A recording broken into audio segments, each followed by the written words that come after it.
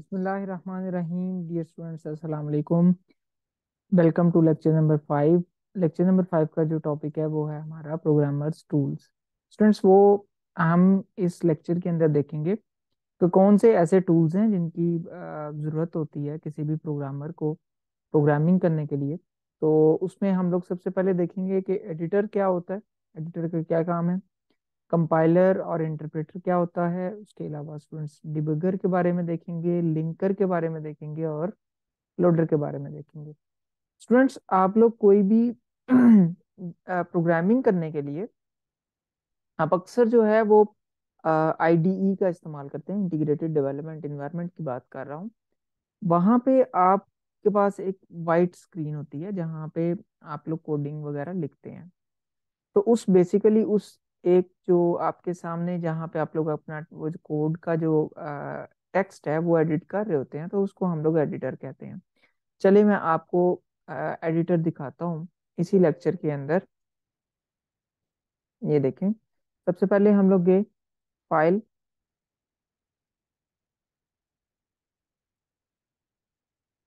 सबसे पहले हम लोग गए यहाँ पे फाइल। फाइल के अंदर मैं न्यू प्रोजेक्ट बनाता हूँ। न्यू प्रोजेक्ट के अंदर यहाँ पे जाके मैं इसको लिखता हूँ ऑनलाइन लेक्चर 5 में इसका नाम रख लेता हूँ। तो इस तरीके से इसको मैं सेव कर देता हूँ। स्टूडेंट्स, आपको पता है इसको मैं यूँ लिखता हूँ, ये देखिए, ये जिस एरिया पे ये जिस वाइट जो स्पेस आपको नजर आ रही है जिसमें मैं टेक्स्ट एडिट कर रहा हूँ, कोड एडिट कर रहा हूँ, ये बेसिकली आपको इसको हम लोग टेक्स्ट एडिटर कहते हैं। ठीक हो गया स्टूडेंट्स। अब यहाँ पे देखें तो ये सारा कोड वगैरह आप लोग कर सकते हैं। मैं वापस आता हूँ स्लाइड्स की तरफ। तो सबसे पहले हम लोग एडिटर देख चुके हैं। एडिटर की आपको समझ आ गई है कि जहाँ पे आप लोग बेसिकली टेक्स्ट वगैरह एडिट कर सकते हैं, use to write a piece of code. और इसके ऑब्वियसली हम लोग सी प्लस प्लस यूज कर रहे हैं, तो यहाँ पे आप लोग जब इसको सेव करेंगे तो C plus plus dot CPP extension के साथ जो है ये सेव करेगा इसको। तो स्टूडेंट्स, एडिटर की तो आपको समझ आ गई, मैंने आपको दिखा भी दिया। डेव सी प्लस प्लस के अंदर जो वाइट स्पेस है जहाँ पे आप लोग टेक्स्ट एडिट करते हो उसको एडिटर हम लोग कहते हैं। उसके बाद स्टूडेंट्स हमारे पास कंपाइलर है। अच्छा, कंपाइलर क्या करता है? कंपाइलर का बेसिकली मकसद ये है, आपको पता है जब आप दो लैंग्वेजेस के दरमियान आप लोगों ने ट्रांसलेशन करनी है तो ये बेसिकली उसका रोल अदा करता है। इसकी एग्जांपल ये है कि लेट सपोज आप किसी दूसरे कंट्री में जाते हैं जहाँ पे उसकी आपको लैंग्वेज नहीं आती। तो आप क्या करेंगे, आप वहाँ पे एक ऐसे पर्सन को ढूंढेंगे जो आपकी भी लैंग्वेज समझता हो और उस कंट्री की भी लैंग्वेज समझता हो। तो वो ट्रांसलेटर का रोल अदा करेगा। इसी तरीके से एक सॉफ्टवेयर जो कि यहाँ पे हम लोग यूज कर रहे हैं जिसको हम लोग कंपाइलर कह रहे हैं, ये क्या करेगा, ये जो आप लोगों ने हाई लेवल लैंग्वेज के अंदर वो चीज लिखी होगी ना, कोड लिखा होगा, उसको बेसिकली ट्रांसलेट करेगा मशीन लैंग्वेज के अंदर। और हमने ये बात लास्ट लेक्चर में भी की कि जो मशीन लैंग्वेज है कंप्यूटर तो सिर्फ उसी को समझेगा। तो हमने तो हाई लेवल लैंग्वेज में कोड लिखा है जो कि सी प्लस प्लस में लिखा है। ठीक हो गया ना। तो कंपाइलर का क्या काम है, कंपाइलर ने उसको कंपाइल यानी कि ट्रांसलेट कर देना है और सोर्स कोड को ऑब्जेक्ट कोड के अंदर कन्वर्ट कर देना है। स्टूडेंट्स, अगेन मैं आपको यहाँ पे डेव सी प्लस प्लस की एग्जाम्पल लेता हूँ। देखें, अभी जैसे ही ये मैंने प्रोजेक्ट क्रिएट किया तो मैंने जो फोल्डर यूज किया ना वो आपको मैं दिखा देता हूँ। ये मैंने डेस्कटॉप वाला फोल्डर जो है वो यूज किया है। तो यहाँ पे ये क्लास और इसके अंदर हमारे पास ये गालिबन मैंने ये वाला प्रोजेक्ट, जी बिल्कुल। तो अभी यहाँ पे अगर मैं इन फाइल्स को डिलीट कर दूं, ये वाली फाइल्स जो थी ये प्रीवियस प्रोजेक्ट की फाइल थी, तो अभी ये सिर्फ ये वाली फाइल क्रिएट हुई है जो मैंने डेव सी प्लस प्लस में क्रिएट की है। ठीक है, ये आपको नजर आ रही होगी। तो एक ही फाइल यहाँ पे मौजूद है। तो अभी इसको मैं यहाँ पे जाता हूँ वापस डेव सी प्लस प्लस में, और यहाँ पे हम चले एक कोड लिखते हैं, सी आउट हेलो वर्ल्ड। ठीक हो गया स्टूडेंट्स। अच्छा, अब मैं क्या करता हूँ, मैं इस फाइल को सेव करता हूँ, कंट्रोल एस मैं प्रेस कर रहा हूँ ताकि ये जो फाइल है ना, ये वाली ये जो कोड है, सोर्स कोड है सीपीपी, ये सेव हो जाए। मैंने कंट्रोल एस प्रेस किया है तो ये देखिए मेरे पास आ गया। तो ये मेन डॉट सीपीपी आ रही है। ठीक है, सी प्लस प्लस फाइल। ये बेसिकली आपकी हाई लेवल लैंग्वेज के अंदर ये जो है कोड है। इसको मैं लिखता हूँ यहाँ पे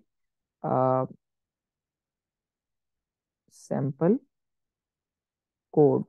या फिर मैं इसको लिख देता हूँ कोड फाइल। ये देखिएगा जरा, मैंने इसको दे दिया कोड फाइल का नाम दे दिया, इसको मैं सेव कर देता हूँ।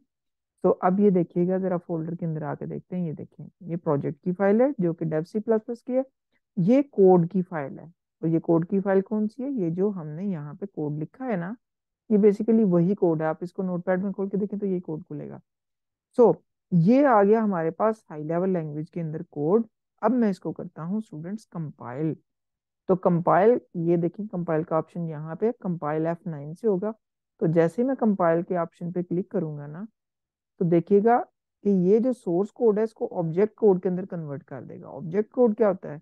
वो एक ऐसा कोड होता है जो कि कंप्यूटर उसको समझता है। ये देखें जी, ये code file CPP high level language के अंदर, और ये code file dot O means object code. और ऑब्जेक्ट कोड ऐसा होता है जो कि ह्यूमन अंडरस्टैंड नहीं कर सकते। हम लोग इसको अंडरस्टैंड नहीं करते, बल्कि मशीन इसको अंडरस्टैंड करती है, जबकि हम इस फाइल को अंडरस्टैंड कर सकते थे। ये कुछ विंडोज और इस तरह की वो कॉन्फ़िगरेशन फाइल है। और ये हमारे पास फाइल एग्जीक्यूटेबल है, जो कि बेसिकली ब्लैक स्क्रीन के ऊपर आपको शो भी होगा। अब ये देखें, मैं इसको जैसे ही रन करता हूँ ना, यहाँ पे रन के बटन पे क्लिक करता हूँ, तो देखिए मुझे उसका रिजल्ट आ गया, हेलो वर्ल्ड जो मैंने लिखा था। तो स्टूडेंट्स, आपको मुझे उम्मीद है कि समझ आई होगी कि हमने किस तरीके से ये जो डॉट सीपीपी फाइल है, ये सी प्लस प्लस की हाई लेवल लैंग्वेज में फाइल है। और जैसे ही मैंने कंपाइल का बटन प्रेस किया तो आपके सामने यहाँ पे ऑब्जेक्ट फाइल भी आ गई थी। तो यही काम है कंपाइलर का। कंपाइलर का मकसद ही यही होता है कि उसने सोर्स कोड को ऑब्जेक्ट कोड के अंदर कन्वर्ट करना होता है। यही बात हमने यहाँ पे सीखी। स्टूडेंट्स, कंपाइलर की भी समझ आ गई। फिर हम आगे चलते हैं इंटरप्रेटर। अच्छा, इंटरप्रेटर में और कंपाइलर में क्या फर्क होता है? पहली चीज तो ये है कि ये इसका भी काम वही है। इसने भी हाई लेवल लैंग्वेज को मशीन लैंग्वेज में करना है। लेकिन जो कंपाइलर है ना, वो पूरी की पूरी फाइल को कन्वर्ट कर देता है ऑब्जेक्ट फाइल के अंदर। लेकिन जो लाइन, ये जो इंटरप्रेटर है ना, ये एक एक लाइन करके प्रोग्राम को एग्जीक्यूट करता है, और ये स्लो है, ठीक है। और इससे आपको कंप्लीट पिक्चर भी नहीं मिलती प्रोग्राम की। सो हम कह सकते हैं कि compiler is better than interpreter.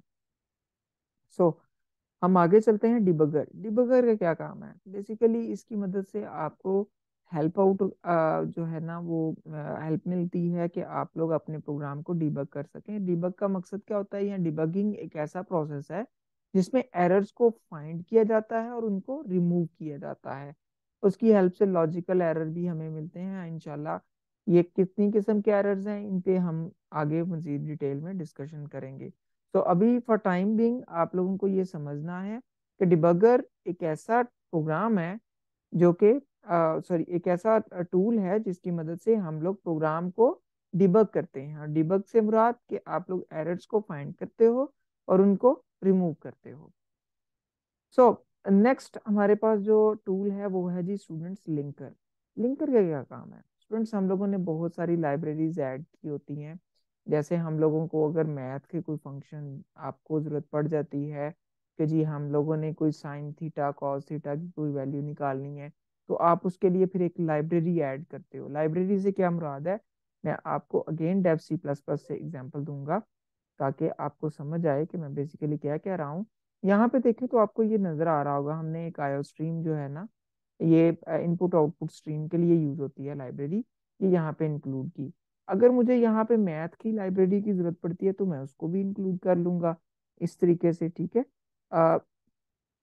Basically इसकी इसकी मदद से ना हम लोग उसकी फंक्शनैलिटीज को यूज कर सकते होते हैं। जैसे ये यहाँ पे देखें मैथ, ठीक है, मैथ डॉट एच भी होता है, या फिर आप लोग मैथ सिंपल भी लिख लें तो ये आपका काम जो है वो हो जाएगा। आप ये देखें, मैं इसको अगर रन करता हूँ, इसको मैं डॉट एच करता हूँ, I think math dot H होती है। तो अब मेरा हाल है, इसको कोई मसला नहीं होगा। मैथ डॉट एच लाइब्रेरी इसके अंदर मौजूद है, ठीक है। ये जो लाइब्रेरी है ना, ये इसकी मदद से हम लोग साइन थीटा कॉस थीटा की वैल्यू फाइंड कर सकते हैं, ठीक है। अ, अगर मैं यहाँ पे आपको करके भी दिखा दूं, एक मैं वैल्यू लेता हूँ int a equals to sine, यहाँ पे मैं लिखता हूँ साइन 60 की वैल्यू हम लोग लेते हैं, ठीक है। या आप इसको वैसे फ्लोट ए भी कर सकते हैं, फ्लोट ए, ठीक है। हम ये देखने लगे हैं कि ये बेसिकली लाइब्रेरीज का मकसद क्या होता है, ठीक है। और यहाँ पे मैं सी आउट करता हूँ वैल्यू ऑफ ए इज, या फिर हम लिखते हैं साइन 60 इज, और यहाँ पे स्टूडेंट्स मैं ए की वैल्यू प्रिंट कर देता हूँ। चलें इसको फॉर टाइमिंग हम यहाँ से खत्म कर देते हैं। अब इसको मैं रन करता हूँ। तो स्टूडेंट्स ये देखें वैल्यू ऑफ साइन 60, ये कुछ हमारे पास ये आई है, और ये आई थिंक ओवर बाउंड या इसको इस तरीके से कोई हम लोगों ने वो नहीं रखी। बहरहाल ये आपका जो है ना, ये मैं let me correct it, sine 60।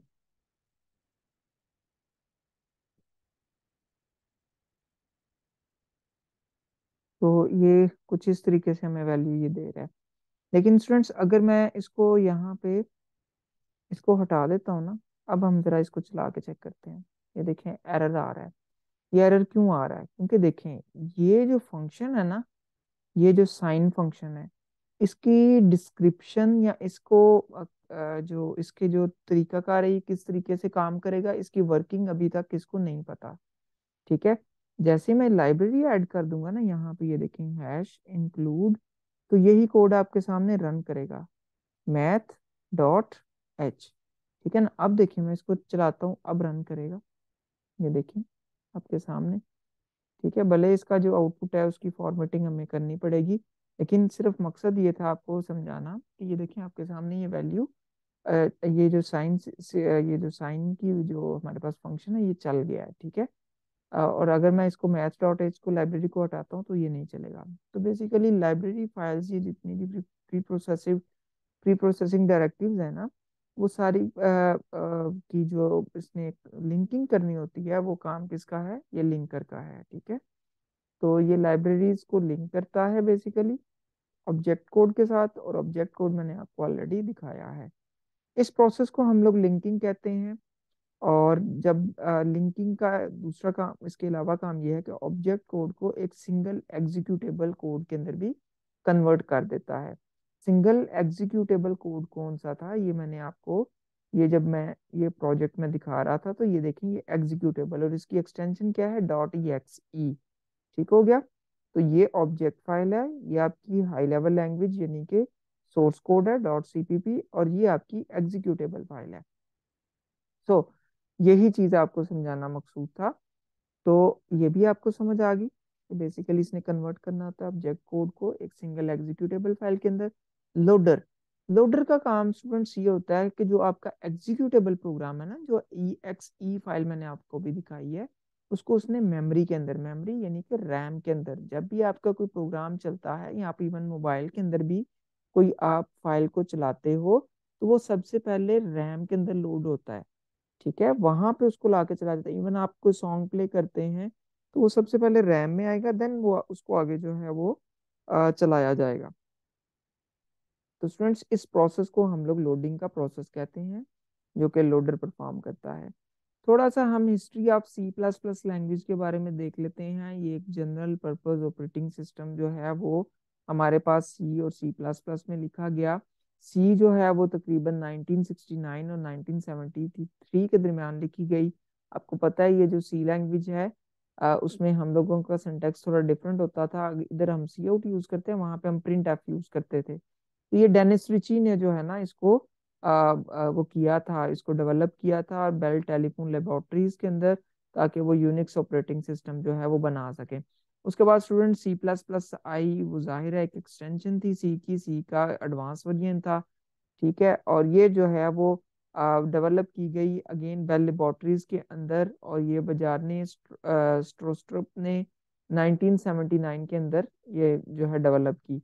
ये बेसिकली सी जो है ना, इसको क्लासेस के साथ एसोसिएट किया जाता है, और इसको बाद में सी प्लस प्लस के जो है वो नाम दे दिया गया 1980s के अंदर। ठीक है, और इसके अंदर ऑब्जेक्ट ओरिएंटेड प्रोग्रामिंग जो है ना, उसकी कैपेबिलिटीज आ गई, और इंशाल्लाह हम लोग ऑब्जेक्ट ओरिएंटेड प्रोग्रामिंग भी आगे पढ़ेंगे फर्दर, और उसकी भी इंशाल्लाह यहाँ पे लेक्चर सीरीज आपके पास मौजूद होगी।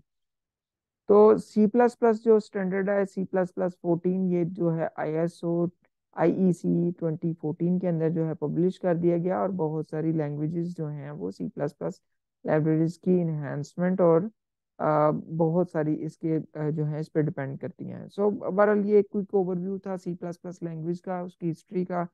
ठीक है, हम लोग अब आते हैं C plus plus programming environment की तरफ।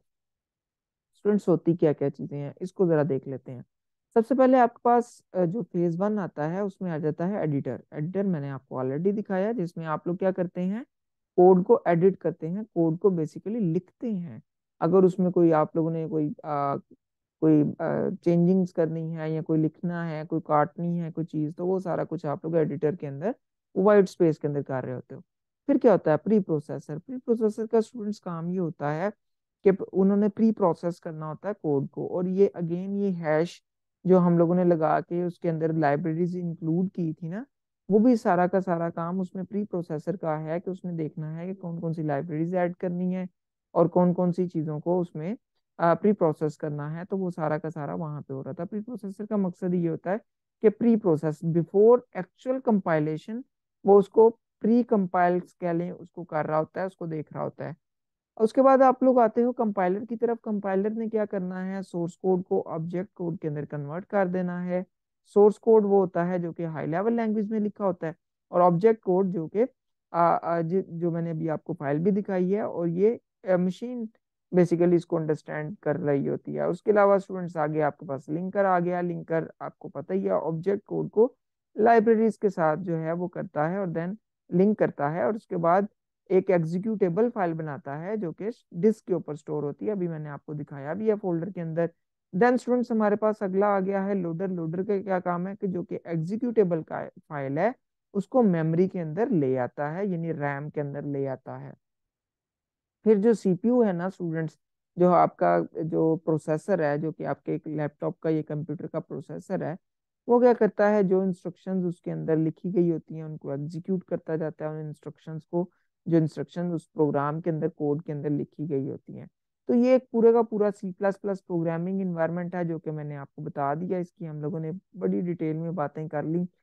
तो अब हम जरा इसको मुख्तसरन देख लेते हैं कि कौन कौन से 6 फेजेस हैं जिसमें से एक सी प्लस प्लस प्रोग्राम गुजरता है। स्टूडेंट, सबसे पहले आप कोड को एडिट करते हो, यानी जब आप कोड लिख रहे होते हो ना, वो बेसिकली आप एडिटिंग कर रहे होते हो कोड की। फिर स्टूडेंट प्री प्रोसेस होता है। बिफोर एक्चुअल कंपाइलेशन एक प्री प्रोसेस किया जाता है कोड को, देन कंपाइल किया जाता है सोर्स कोड से ऑब्जेक्ट कोड के अंदर, और देन लिंकिंग, उसको ऑब्जेक्ट कोड को बेसिकली लिंक किया जाता है लाइब्रेरीज के साथ, और देन लोडर लोड कर देता है प्रोग्राम को, उसकी सॉरी एग्जीक्यूटेबल फाइल को रैम के अंदर यानी कि मेमोरी के अंदर, और देन फाइनली आपका प्रोग्राम एग्जीक्यूट होता है। और आपको एक ब्लैक स्क्रीन में, अभी तो हम क्योंकि ब्लैक स्क्रीन के ऊपर कंसोल के ऊपर काम कर रहे हैं, तो ब्लैक स्क्रीन के अंदर आपको प्रोग्राम एग्जीक्यूट होके नजर आता है। स्टूडेंट, ये 6 टिपिकल प्रोसेसेस हैं जिनसे एक प्रोग्राम जो है वो गुजरता है। उसके बाद हम अभी एस्केप सीक्वेंसेस के ऊपर भी काम करेंगे और उसको भी अंडरस्टैंड करेंगे कि इसके अंदर क्या क्या चीजें आती हैं। उसके अलावा स्टूडेंट्स, ये हमारा फर्स्ट प्रोग्राम है जिसके ऊपर आज हम लोग अभी काम करने लगे हैं। तो सबसे पहले मैं आपको ये जो 5 स्केप सीक्वेंसेस हैं ये आपको करवाऊंगा, और जो रहते होंगे वो आप लोगों ने खुद करने हैं। आप जरूर इंटरनेट से सर्च करिएगा, ये आपका टास्क है कि आप लोग इंटरनेट से सर्च करें कि इसके अलावा कौन कौन से स्केप सीक्वेंसेस हैं जो कि आप यूज कर सकते हैं। So let's begin from coding. हम लोग कोडिंग जरा इसकी करके देखते हैं, फिर सही समझ आएगी। स्टूडेंट्स, ये देखें यहाँ पे, इसको तो मैं यहाँ से खत्म करता हूँ। अब यहाँ पे देखें जब भी आप लोगों ने इस लाइब्रेरी को, क्योंकि अभी हमें इसकी जरूरत नहीं है तो मैं इसको डिलीट कर रहा हूँ। तो यहाँ पे मैं क्या करता हूँ, हम एक कोड जो है वो लिखते हैं, और कोड लिखते हैं सी आउट हेलो वर्ल्ड, या फिर हम लिख लेते हैं हेलो यूएसकेटी। सो स्टूडेंट्स, उसके बाद मैं कहता हूँ, मैंने एक नई लाइन लगाई, cout we are in lecture 5। ठीक हो गया स्टूडेंट्स। स्टूडेंट्स, शायद आपके भी जेहन में आया हो कि मैंने ये नई लाइन में लिखा है, तो शायद ये इसका जो रिजल्ट है वो नई लाइन में ही आए। चलें चेक करते हैं। ये मैं कंपाइल एंड रन पे क्लिक कर रहा हूँ। इसका शॉर्टकट F11 है, आप F11 प्रेस करेंगे तब भी ये काम हो जाएगा। जैसे मैं इस पे क्लिक करता हूँ तो देखते हैं क्या रिजल्ट आता है। ये देखें, ये तो रिजल्ट डिफरेंट आ रहा है। हेलो यूएसकेटी, हम तो सोच रहे थे शायद न्यू लाइन में आएगा। ठीक है, तो ये देखें इकट्ठा आ रहा है। तो स्टूडेंट्स हम लोग क्या करेंगे, हमें बेसिकली यहाँ पे एक स्केप सीक्वेंस की जरूरत है। जिससे स्केप सीक्वेंस होते क्या है, इससे आप लोग अपनी आउटपुट को फॉर्मेट करते हो, उसकी फॉर्मेटिंग करते हो कि किस तरीके से रिजल्ट्स आए। अब यहाँ पे अब बैकस्लैश एन यूज करेंगे। ठीक है, बैकस्लैश एन का बटन टिपिकली एंटर के बटन के बिल्कुल ऊपर होता है। एक बटन आपके पास फॉरवर्ड स्लैश होती है जो कि डिवाइड के साइन के साथ सिमिलर है, और ये आपके कीबोर्ड न्यूमेरिक कीपैड के ऊपर बिल्कुल स्टैरिक के साथ होता है, उसको नहीं आपने प्रेस करना। आपने जो ये बैक स्लैश जो कि आपके एंटर के बटन के बिल्कुल ऊपर टिपिकली मौजूद होती है, आप इसको जो है इस बैक स्लैश को यूज करेंगे।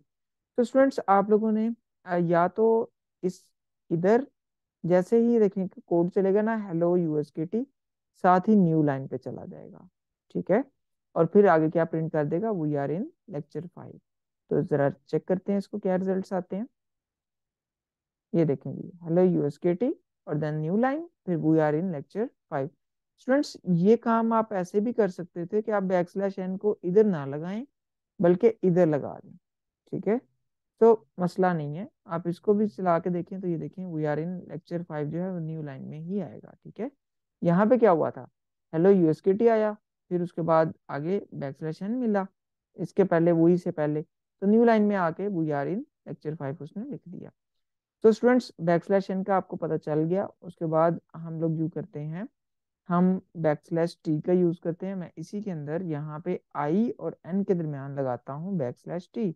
तो बैकस्लैश टी से क्या होता है, स्पेसिस आ जाती हैं एक टैब जितनी। अब एक टैब हो सकता है आपका कंपाइलर 4 स्पेसिस, और हो सकता है 7 स्पेसिस शो करे। सो लेट्स चेक आई और एन के दरमियान। ये देखें यहाँ पे 1 2 3 4 5 6 7 8 स्पेसिस आ रही हैं जी स्टूडेंट्स। सो 4 या 8 टिपिकली जो है ना स्पेसिस आती हैं। तो आपके सामने ये देखें, मैंने आपके सामने किया है बैकस्लैश टी यहाँ पे लगाया आई और एन के दरमियान, तो एक टैब के बराबर जो है स्पेसेस यहाँ पे आ चुकी हैं। सो बैकस्लैश टी को आप लोग यूज कर सकते हैं स्टूडेंट्स। इसके अलावा आपके पास आप चाहें तो बीप करने के लिए, यानी आप कंप्यूटर के अंदर बीप करवाना चाहते हैं तो वो भी आप कर सकते हैं। मैं यहाँ पे एंड पे लगा देता हूँ बैकस्लैश ए जो है ना उसके लिए आप यूज करते हैं। तो उसके लिए अब मैं इसको रन करता हूँ।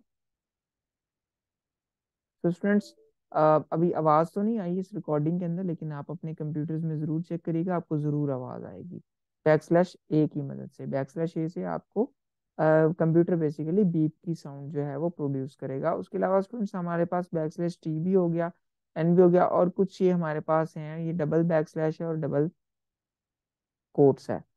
देखिए स्टूडेंट्स, अगर आपको वैसे ये प्रिंट करना है ना, ये जैसे मैंने एक सिंगल भी बैकस्लैश है, ये मैं अगर प्रिंट करना चाहता हूँ ये लेक्चर से पहले, ठीक है, लेक्चर के वर्ड से पहले मैं यहाँ पे प्रिंट करना चाहता हूँ बैकस्लैश, ये नहीं प्रिंट करेगा। ये देखिएगा, लेट्स चेक।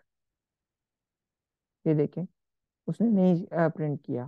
ठीक है, वंस अगेन मैं आपको दिखाऊं, ये देखें मैंने यहाँ पे ये लेक्चर के पहले मैंने बैकस्लैश लगाया। तो अगर आपने बैकस्लैश को प्रिंट करना है ना तो स्टूडेंट्स आपको डबल बैकस्लैश लगानी होगी। ठीक है, फिर आप एक बैकस्लैश को प्रिंट कर सकेंगे। Now let's check. अब ये देखें लेक्चर से पहले आ चुका है। ठीक है, ये देखें लेक्चर से पहले हमारे पास यहाँ पे आ चुकी है बैकस्लैश। सो उसके अलावा अगर आप लोग quotation marks, double quotation mark आप कोई प्रिंट करना चाहते हैं, तो ये देखें अगर मैं इसको बगैर बैकस्लैश लगाई इसको करता हूँ तो ये देखिएगा यहाँ पे एरर मुझे शो कर देगा। ये देखें मैं डबल कोट को प्रिंट करने की कोशिश करूंगा तो ये देखें लेक्चर से पहले मैं प्रिंट करना चाह रहा था, वो एरर आ गया। ठीक है, सो अगर मुझे डबल कोट्स का साइन ये वाला प्रिंट करना है तो मुझे इसके पीछे भी बैक स्लैश लगानी होगी, फिर ये मुझे ये प्रिंट करके दिखा देगा। ये देखिएगा, ठीक हो गया स्टूडेंट्स। ये देखें लेक्चर से पहले हमारे पास डबल कोट आ गई। उसके अलावा अगर आप लोग क्वेश्चन मार्क प्रिंट करना चाहते हैं तो उसके लिए भी यही है। तो अब अगला टास्क आप लोग का स्टूडेंट्स ये है कि आप लोगों ने इंटरनेट से देखने हैं कौन से ऐसे स्केप सीक्वेंसेस हैं जो कि सी प्लस प्लस के अंदर हैं, उसके अलावा आप बड़ा ज़बरदस्त एक कोड कर सकते हैं, जैसे मैं यहाँ पे आपको आ, हम यहाँ पे यूं करते हैं सी आउट, और यहाँ पे अगर मैं आपको ए, ठीक है, लेट्स सपोज ये देखें, 1 2 3 4 5 6 7, ठीक है, 7, और देन मैं यहाँ पे यूं करता हूँ इसको 8 9 10, ठीक हो गया। उसके बाद मैं यहाँ पे देखिए एक बैक स्लैश एन लगाता हूँ, न्यू लाइन पे चला जाएगा। फिर मैं यहाँ पे प्रिंट करता हूँ ए, और देन बैक स्लैश टी लगाता हूँ मैं यहाँ पे। बैक स्लैश टी से क्या होगा कि एक टैब जितनी जो है वो स्पेसेस आ जाएंगी, और देन मैं यहाँ पे ए प्रिंट करूँगा, ठीक है। तो इसी तरीके से मैं इसको ज़रा रिपीट करता हूँ, बैक स्लैश एन, ये वाली चीज़ को मैं यहाँ से कंट्रोल सी, इसके बाद control we, again control we, control we, control we, और लास्ट पे अगेन मैं जो है इसको यहाँ पे बैक स्लैश एन यूज करके तो मैं फर्दर ये प्रिंट कर देता हूँ। तो लेट्स सी क्या हमारे पास रिजल्ट आता है, लेट्स चेक। तो ये चीज़ देखें जी यहाँ पे, ठीक है जी। तो हम लोगों ने इसको प्रिंट करने की कोशिश की, बेसिकली मैं रेक्टेंगल करना चाह रहा था, ये एक के ज़्यादा है, इसको हम यहाँ से हम ए की मदद से एक ए के लेटर से हम लोग इसको करना चाह रहे थे। यहाँ से भी मैं एक के डिस्कार्ड करता हूँ। अब मैं कंपाइल एंड रन करता हूँ, ये देखें मैंने स्केप सीक्वेंसेस को यूज करते हुए ना, मैंने ये देखें एक रेक्टेंगल प्रिंट की है आपके सामने, ठीक है। तो ये काम आप लोग भी करें, आप लोग भी इसको करके देखें मुख्तलिफ तरीकों से, मुख्तलिफ फॉर्मेटिंग आप लोग इसको यूज कर सकते हैं। देखें मैंने सिंगल सी आउट की लाइन यूज की है और इसके अंदर मुख्तलिफ फॉर्मेट स्पेसिफायर यूज किए हैं। Thank you so much. मुझे उम्मीद है कि आपको ये ज़रूर समझ आई होगी। कोई भी आपकी क्वेरी हो आप कमेंट ज़रूर करें, इंशाल्लाह मैं पूरी कोशिश करूंगा आपका आंसर दूं। इंशाल्लाह लेक्चर नंबर 6 में मिलते हैं। Thank you so much. अल्लाह हाफिज़।